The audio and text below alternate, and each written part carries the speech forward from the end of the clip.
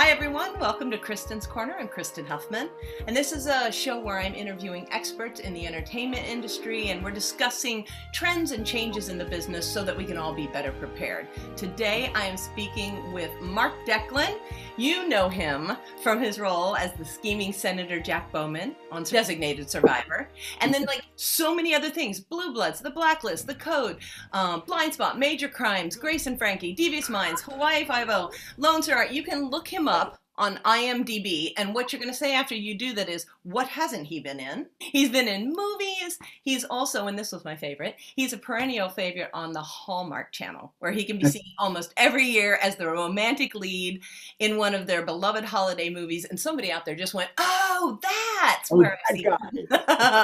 He's been on Broadway and off Broadway in a lot of really terrific plays: Cyrano de Bergerac, Sweet Smell of Success, As You Like It, Measure for Measure, as well as regional theaters. Thank you so much for making time in your busy schedule to let me interview you and give some ideas about what the business is like right now, Mark. Thanks. Oh, thank you, Kristin. It's good to be here. I thought you were perfect to interview about the TV and film side of things, even though you've also been on stage, obviously, and maybe the challenges and the changes that are happening now to the industry. So how have you handled, and how are you handling your career right now during the pandemic? Well, I think there are several things. One of the things I'll address maybe a little later, I have a feeling this will come up in one of the later questions, is how you need to diversify yourself and your interests. Like when I show up to a TV set or film set, I don't just bring my knowledge of acting craft, I bring my knowledge of camera craft. I've studied, I've learned about editing and cinematography and shots and angles. And, when the DP calls out to the camera op to change the lens and he shouts out a number, I know what that is. I know what that's going to look like. When they tell the dolly grip to move a certain way, I know how that shot's going to play out. And I can adjust my performance accordingly. I'm always astonished by actors who come to a TV set or a film set and don't really understand the camera, Right. Because that's part of your craft. You should want to know how that works, and it allows you to bring a better performance. It allows you to help them get the shot that they need, and that's another important thing, is just the idea of team playing, right? That you and the crew are working together. Because another thing I can't stand is actors who walk on set or into the theater with this sense of, the crew works for me. No, wrong. They do not work for us. They work with us. Right. They're our colleagues. We're collaborating all together. So learn what they do. Learn a little bit about what hair and makeup does. Learn what the electricians do, and the DP and the camera up. Because and also learn their names. Also, the other reason it's important to diversify is, I've been doing this for almost 30 years. One of the ways that I've been able to maintain and sustain and make a living in between acting jobs is I don't just act. I'm a fight director. I've done sound design. I've done stunts and motion capture and voiceover, and that gives you other opportunities just to make a living. Right. It allows you to find narrow niches where you might fit.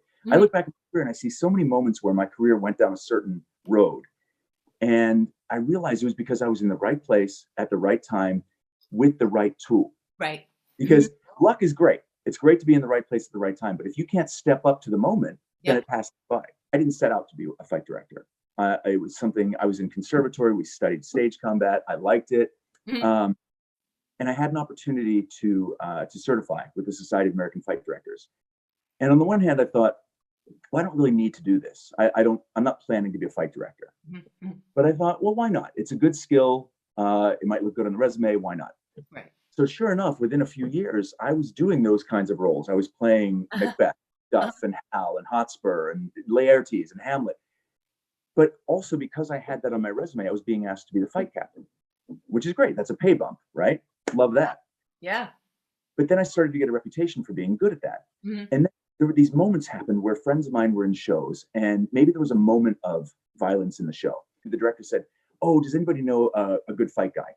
And my friend might say, oh, you should call my friend Mark. He's good at this. Yeah. So I started becoming the fix-it guy. One of my most treasured moments was John Guare coming across the room to me, wonderful, great American playwright who I've always admired. He's got his hand outstretched and he shakes my hand and said, "Mark Deklin, thank you for saving my play." And Wow. granted, he was being What play was it? What play was that it? was Sweet Smell of Success. Okay. So they, I'll always treasure that moment. But the point is, then those same directors and producers say, "Oh, I like that guy. He's good. He's my go-to." So now I start getting calls to not just fix fights, but to build fights from scratch. And all of a sudden, one day I look around and I realize, oh my God, I'm a Broadway fight director. How the hell did that happen? Another thing that's been very fortunate for me in the last 10 years is the world of CGI. I've been able for the last decade or so, when I'm between real acting jobs, I'm one of the actors who are sort of in demand for motion capture and voiceover work. And again, it was in many ways just luck of the draw. I've done movies that were all CGI. There was a Tarzan movie that was all CGI. I've done lots of video game work, things like that. That's and great. The way it came about was pretty fascinating. I mean, they came up with this technology where you could create a digital skeleton, and then you could wrap any digital skin and musculature around that skeleton. They approached it like you had a group of people who created the visuals, and you had people who would come in and do the voices. They weren't the same people, different skill sets. And then, of course, you remember a little movie called Lord of the Rings. The story is that they had created Gollum from scratch, all digital. They'd spent a year and a half creating that character and that performance. And then they hired this English voice actor named Andy Serkis. He went to New Zealand for a few weeks just to do a voiceover job. And while he was in the booth, Peter Jackson saw him performing, like living the role, and said, "Oh my God, that's the performance I've been looking for. That's my Gollum. Scrap everything we've been working on, put that guy in a mocap suit."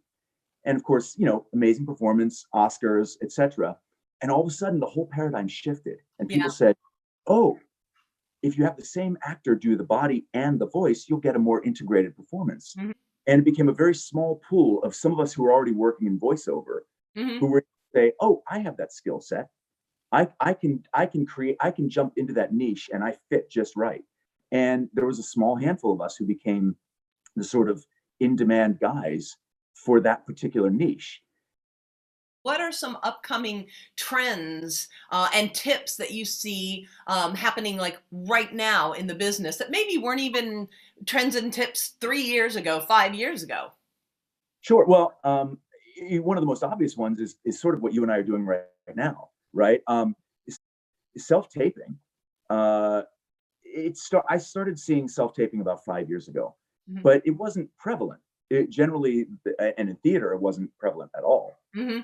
In film and TV, they always preferred it if you were in the room. But for film and TV, it always felt a little bit at odds with itself, because you'd go into this room, especially if you were testing for a pilot, and you'd go into this, it was so artificial, and they'd have you sign the contracts right before you walked in. Wow. And everybody has signed except for you and the president of the network. And you see the numbers and you're getting more and more nervous. And then they'd say, "Go in there, do your best, be vulnerable." And you go into this room full of executives who want to be entertained. But as an actor, you have this tug of war going on, because are you playing to the room, as in a theater, or are you playing to the camera over there in the corner? Because they're going to be watching that in playback. So what I found was that I quite like the self-tape, because you control the environment. Right. And in theater, it'll be interesting. I don't imagine the self-tape will remain the standard, because theater is a different animal. Theater, it depends on the interaction between audience and performer. I mean, that's by definition. It might be a good way to sift people out. Yes, it might be a great. You're right. Calls. Yeah, and then you go back for the callback live. That's actually great. There are people who know how to work the camera, who don't know how to work a large room. I think that's very real. Right. They're two different skill sets, and I think it behooves any actor in today's world to develop both skill sets. Another tip, absolutely, I agree with you. Musical theater, film, you should be able to do now, especially both, if you want to get hired, or if you want to up your chances of getting hired. no What question. What are some of your big goals for 2021 or your big ideas for 2021? It's one of the interesting, I'll call it the gift of the pandemic, is my big ideas are less big. I feel like um, I feel very content with the small things right now. Mm. For me, again, as a dad, as a husband, um, I like to I like to say that I like to be employed often enough to support my family Mhm. and unemployed often enough to enjoy my family. That's good. So, yes, what would I like for 2021? I'd like us to get I'd like us to get COVID under control. I'd like us to get back to work. Yeah. I don't know how soon that's going to happen. Right. So I hope I get a few jobs. That's my goal is very modest. I hope I get a few jobs this year. We're doing Footloose this summer. It's going to be a lot of film mixed in with live performance, and I'm already going to talk to you about maybe doing a couple classes for our youth who are a part of the thing, so they understand what we were just talking about, the Yeah. film and TV and how to work with the camera. And I'm already thinking ahead that Yeah, way. give me a shout. That sounds really interesting. Mhm. But I know Jamie has loved working with you guys. So We she had such a great experience at your theater. So yes, talk to me. Let's see what we can work out. Great, great. Thank you so much for being our guest. We just want you who are watching out there to be better prepared for the changes that are coming in good ways that are coming to our industry. So before you step out of your own little corner, you have more information maybe than even Mark and I did when we were first starting out. So tune in next time for another Kristin's Corner. Thanks, Mark.